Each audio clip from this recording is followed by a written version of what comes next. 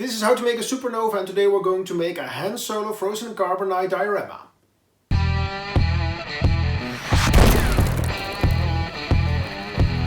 Return of the Jedi is the first Star Wars movie I've seen like 25 years ago, and it started for me this massive Star Wars fandom adventure, and today I'm going to show you how I built this project. First I made a few panels for the project. I'm pressing the stone on the foam to try to get this texture, and then I used a tinfoil ball to get smaller dents into the foam. Here you can see the results. And then I thought it would be a very good idea to glue everything together, but later I'm going to take it apart again, so one tip from now, don't glue it together just yet. And I took my hot wire cutter again and made some smaller pieces I could use for the details.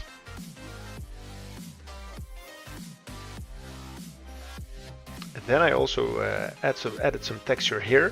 First I used the large stone to make this large dents, and then I'm going back in with the tinfoil ball to make some smaller details there. And when I was finished, I glued everything in place.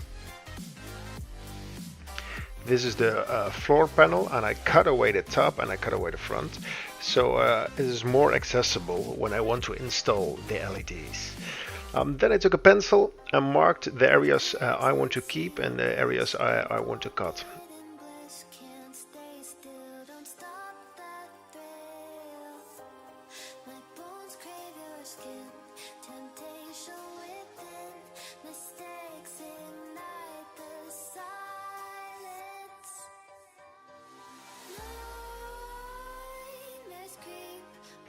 These plastic bars are from a toy, I think, and I cut them into small pieces and hot glued them in place.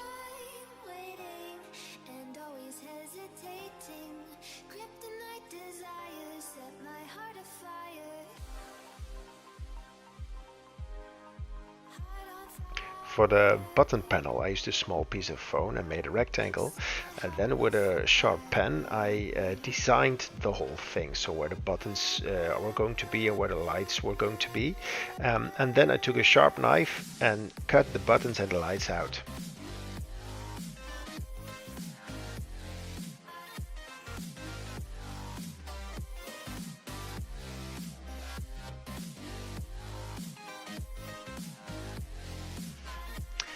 Then I marked where the lights were going to be.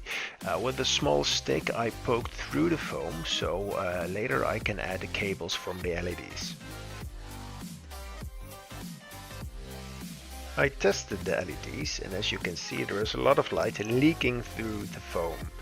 Even with the button panel on top of it, there is still a lot of light shining through.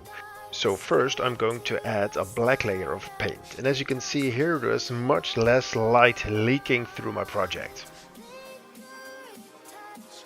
So then I gave everything with LEDs in it a coat of black paint.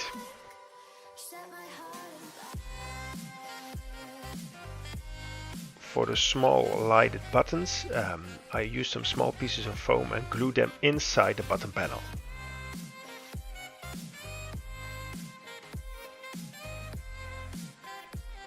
All the stone pieces were covered with a warm grey layer of paint, and then I added a little bit of yellow to get a lighter color and gave everything a dry brush. And here you can see all the texture we made with the stone and the tinfoil ball. It really makes the whole project pop. Then I added some white paint to get an even lighter tint, and then I slightly dry brushed the whole project and made sure I touched all the edges. Then with some metal paint I painted all the technical parts.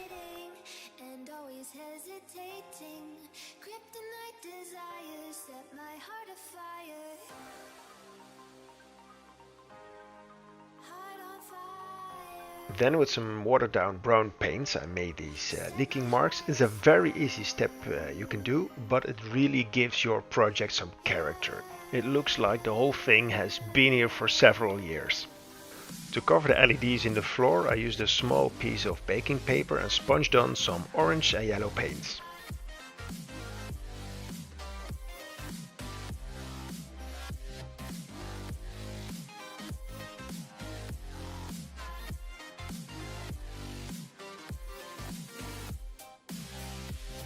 Then I took the Carbonite toy and very carefully peeled off the sticker. Then I used a small drill bit to add a hole where I wanted to place the LED. Then I'm measuring where I want the cable for the LED to be and make a hole in the foam.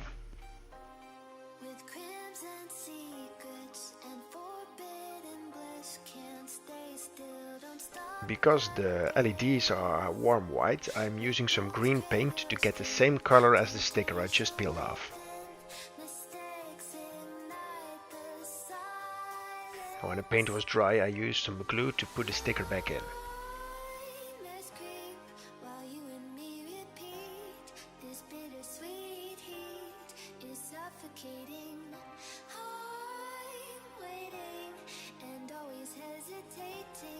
Then it was time to glue all the LEDs inside the project.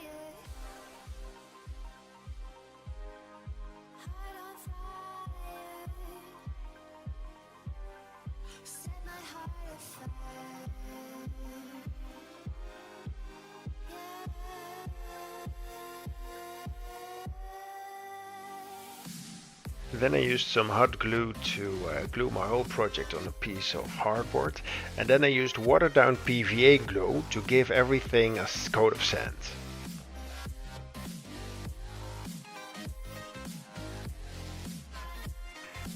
Then I added a bit of sand at all the nooks and crannies of this project. To glue everything in place, first I used some soapy water, and then I used watered down PVA glue.